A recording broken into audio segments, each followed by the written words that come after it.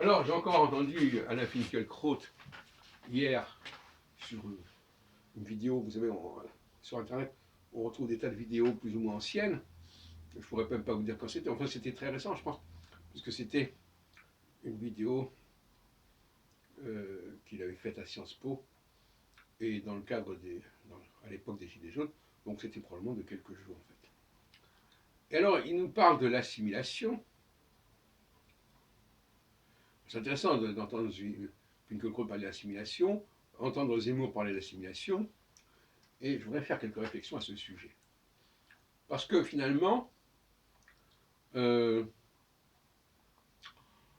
alors on nous parle de culture générale, de connaissances qu'il faut avoir. Lui qui a été naturalisé français à 1 an, lui dont les parents ne parlaient pas français, lui donc, qui corrigeait les fautes de français de sa mère quand il avait 9 ans, etc., etc. Alors on parle de l'ascenseur social. Alors un ascenseur social, c'est par définition ce qui permet de passer à l'étage au-dessus, et il faut donner des gages qu'on est intégré. Celui qui est intégré n'a pas besoin de donner des gages. Il faut montrer qu'on sait des choses, qu'on a des connaissances, et donc qu'on est au niveau des autres, des sous-chiens, comme on dit aujourd'hui. Sous-chien, S-O-U-C-H-I-E-N-S, à partir du mot souche, des Français de souche, en opposition aux Français greffés, comme on parle des chrétiens greffés sur le judaïsme. Et je me souviens qu'en classe de philo, je m'étais déjà intéressé à la question de la culture générale. Qu'est-ce que c'est que la culture générale? Et c'était un objet extrêmement étrange, la culture générale, quand on y réfléchit.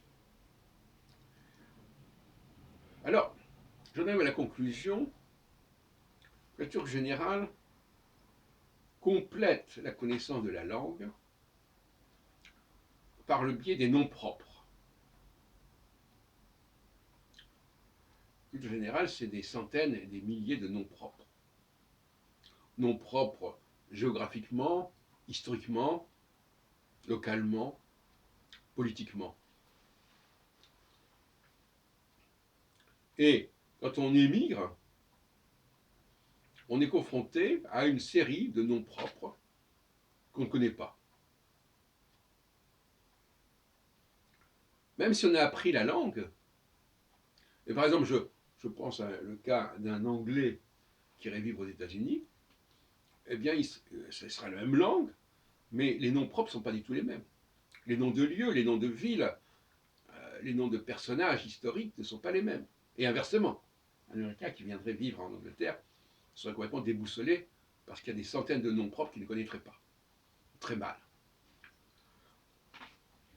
Il faut aussi parler des titres de films, des titres de bouquins, etc. Enfin, il y a toute une série de... Ça n'est pas non plus de la langue proprement dite.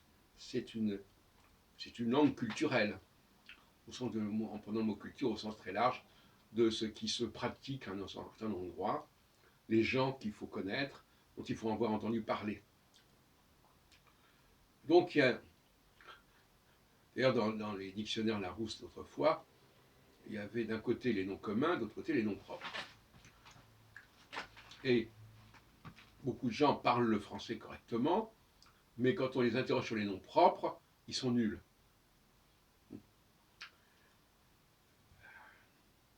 Donc au nom de... Bon, quand on est dans une ville, il y a aussi des noms propres. Le nom de tel quartier, le nom de telle station de métro, le nom de tel endroit connu comme ceci, cela, qui n'est que... C'est toute une série de noms qui sont inconnus de gens qui n'appartiennent pas à cette ville. C'est pour ça que je dis qu'on n'est jamais intégré que dans un cadre précis. Un Algérien qui est intégré à Paris, il connaît les noms propres parisiens, il ne connaît pas les noms propres marseillais ou bordelais, et inversement. Il faut aussi parler de l'argot en vigueur dans tel et tel endroit, et qui ne fait pas non plus partie de la langue basique connus. Il y a beaucoup d'Anglais qui ont appris le français à l'école. Quand ils viennent parler quand ils viennent à Paris, ils entendent, quand ils rencontrent un Français, ils s'aperçoivent qu'il y a des tas de mots qu'ils ne comprennent pas, parce que les Français utilisent beaucoup de mots familiers, particuliers, qui leur sont propres. Et puis même des mots qui sont connus peuvent avoir des acceptions, des significations différentes dans tel et tel contexte.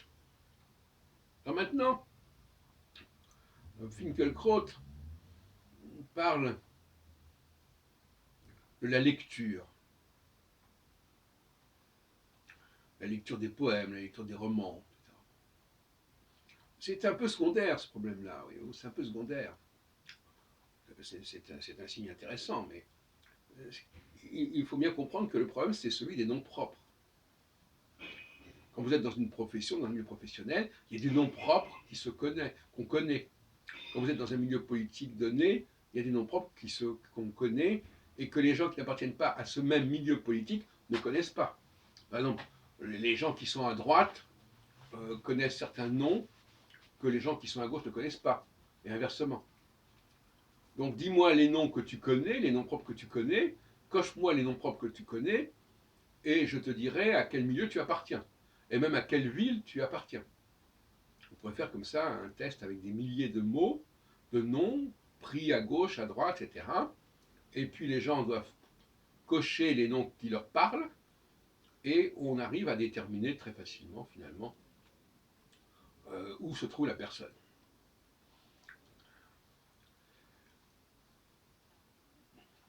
Et même quelqu'un qui ne connaît pas bien la langue française, qui habite Paris, eh bien, il connaît certains lieux. Par exemple, il y a beaucoup de touristes à Paris qui ne parlent pas français, mais qui savent ce que c'est que Notre-Dame, qui savent ce que c'est que le Châtelet, qui savent ce que c'est que l'Opéra, qui savent ce que c'est que la Tour Eiffel. Donc, mais ça veut dire quand même qu'ils savent se repérer. Voilà. Donc, comme je disais au début, on est imprégné par un certain nombre de noms propres. Même, par exemple, quelqu'un qui vit dans une petite ville comme Boulogne-Billancourt, ben, il a un vocabulaire, il a des connaissances, il a des repères qui sont propres aux gens qui habitent dans cette ville. Et même dans un quartier, c'est pareil. Quelqu'un qui n'habite pas le même quartier, il y a des noms qu'il ne connaît pas. Et même un autobus, une ligne d'autobus, ben, ça veut tout dire pour quelqu'un qui habite dans un certain quartier, parce que ce quartier est desservi par cette ligne d'autobus. Et puis si on n'habite pas dans ce quartier, on a une autre série de numéros, de chiffres. Je sais pas, le 62, le 67, c'est pas la même chose que le 43 ou le 69, maintenant il y a un 69, arrêtez, ou 84, ou je sais pas, n'importe quoi. Et d'ailleurs, entre parenthèses, là on vient de nous changer complètement les noms, les parcours des autobus, ce qui n'avait pas été fait depuis une éternité. Et par conséquent, les gens sont un peu déboussolés.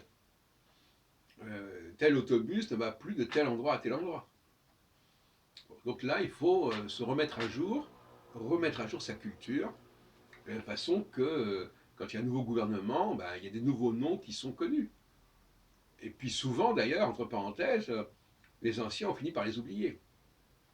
Et de toute façon, les gens qui sont nés à telle époque, ils ont des connaissances qui ne sont pas les mêmes que ceux qui naissent 20 ans plus tard. Et c'est comme ça qu'on trahit son âge, parce qu'on sait des choses que les autres ne savent pas.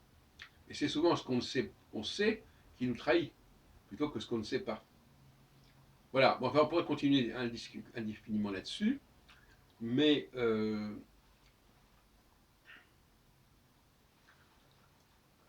je reprendrai ça dans un autre contexte.